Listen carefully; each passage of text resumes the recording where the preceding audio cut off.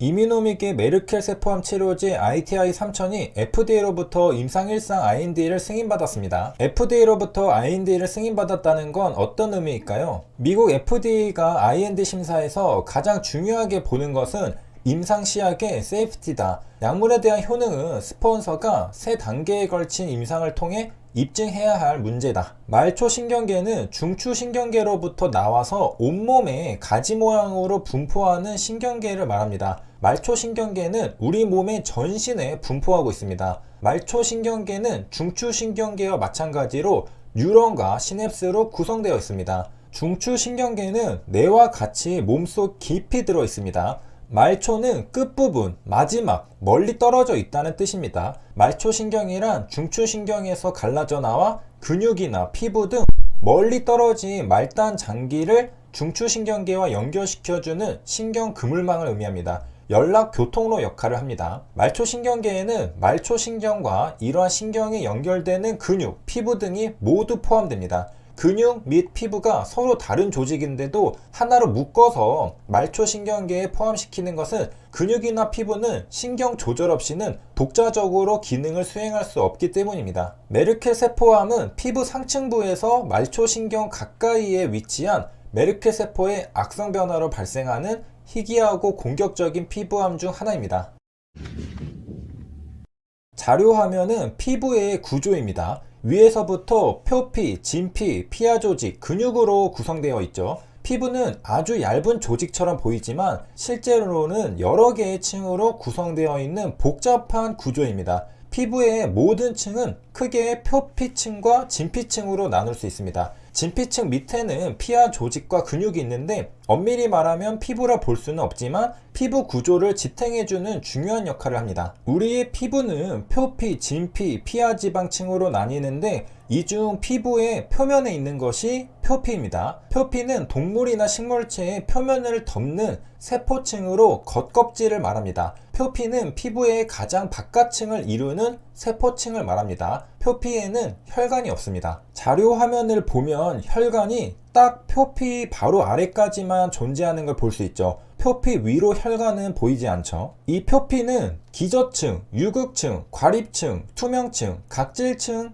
5개의 층으로 이루어져 있습니다. 표피는 체내 조직을 보호하고 수분의 소실을 조절합니다. 표피는 배설이 안 된 몸속의 노폐물인 기름이나 땀을 분비합니다. 표피는 세포들이 성장함에 따라 점차 위로 밀려 올라오고 피부의 최상면에 있는 각질층은 각질로 변화되어 일부는 30일마다 탈락되어 새로운 세포로 대체되어집니다. 피부 재생력은 표피층과 진피층이 각각 다릅니다. 표피층은 아까 봤듯이 5개의 층으로 구성되죠. 표피는 맨 바깥으로부터 각질층, 투명층, 과립층, 유극층, 기저층 순으로 되어 있습니다. 눈으로 확인하기는 어렵지만 표피는 끊임없이 벗겨지고 재생하는 과정을 반복합니다. 피부가 쓸리거나 상처가 나 벗겨지면 아픕니다. 그런데 표피가 벗겨지는 것을 알아차리지 못하는 것은 표피에 신경이 없고 혈관이 표피까지 닿아 있지 않아 통증을 느끼지 못하기 때문입니다. 보통 표피는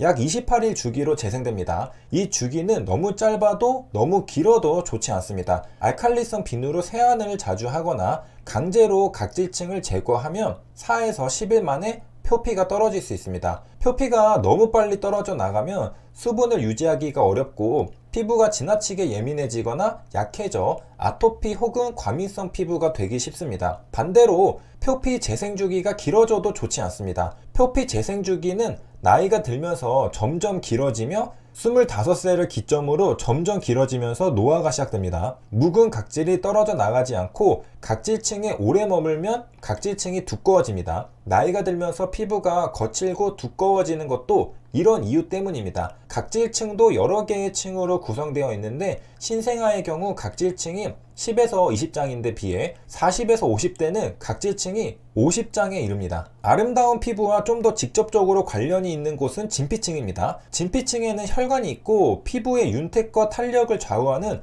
콜라겐과 엘라스틴이 있습니다. 나이가 들면서 피부가 푸석푸석해지고 탄력이 떨어지는 것은 이 콜라겐과 엘라스틴의 양이 줄어들기 때문입니다. 10대 때는 세포 재생이 왕성해 콜라겐과 엘라스틴 양이 충분하지만 20대 중반에 접어들면서부터는 세포 재생 속도가 늦어져 콜라겐과 엘라스틴의 양도 줄고 밀도도 떨어집니다. 콜라겐과 엘라스틴이 감소하는 것을 최대한 막기 위해서는 혈액이 진피층에 충분한 영양을 공급해야 합니다. 그런데 혈액이 탁하면 혈액 자체에 영양도 많지 않은 데다 그나마도 진피층에 연결된 가는 혈관을 잘 통과하지 못하므로 진피층은 영양 부족에 시달리고 재생력을 잃어버리게 됩니다. 진피층의 재생력은 표피층에도 영향을 미칩니다. 진피층이 적절하게 새로운 세포를 재생해야 그 위에 묵은 각질층이 제때 떨어져 나가는데 진피층의 재생력이 약해지면 그만큼 세포 재생이 늦어져 각질이 각질층에 오래 머뭅니다. 각질은 죽은 세포입니다. 죽은 세포가 피부에 오래 붙어 있는 것은 좋은 일이 아닙니다. 시간이 지날수록 각질은 딱딱해져 모공을 막고 각종 피부 트러블을 일으키는 원인이 됩니다. 이처럼 혈액은 피부 재생력과 밀접한 관련이 있습니다. 혈액 청정도와 피부 재생력은 비례하니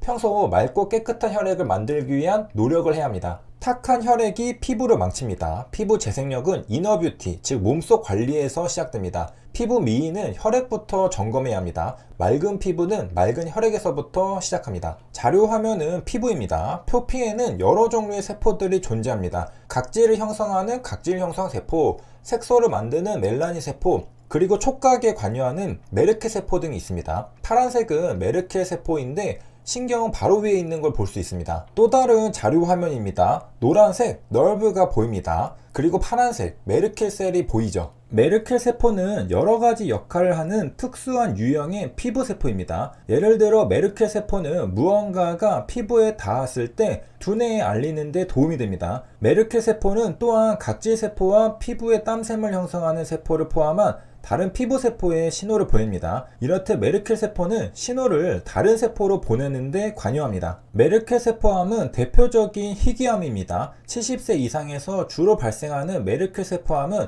아직 국내 통계도 마련되지 않을 만큼 사회적 인식이 부족하고 환자 수가 적습니다. 전이성 메르켈 세포암의 경우 5년 생존율이 20%에 미치지 못하고 평균 생존 기간은 6개월에 불과하죠. 진피는 표피 바로 아래에 있습니다. 진피는 기점막이라고 하는 얇은 조직층에 의해 표피와 분리됩니다. 진피에는 혈관과 신경이 있습니다. 진피 아래에는 피하지방 조직이라는 지방층이 있습니다. 메르케 세포암은 피부의 진피, 표피, 경계에 위치하는 메르케 세포에서 발생하는 희귀하고 공격적인 질병입니다. 메르케 세포암의 위험 인자는 자외선 노출과 장기식 환자 같은 면역 억제제의 사용, 혹은 HIV 감염과 같은 면역 억제를 유발하는 질환으로 알려져 있습니다. 실제 환자 중 90%는 50세 이상의 고령으로 확인되는 만큼 연령이 높아질수록 증가하는 추세를 보이고 있습니다. 뿐만 아니라 메르케 세포암 환자 중 5에서 12% 안팎이 전이성 메르케 세포암종을 진단받는 것으로 추정되며 전이성 메르케 세포암종 환자들 중 5년 이상 생존하는 환자들은 20%에도 미치지 못하는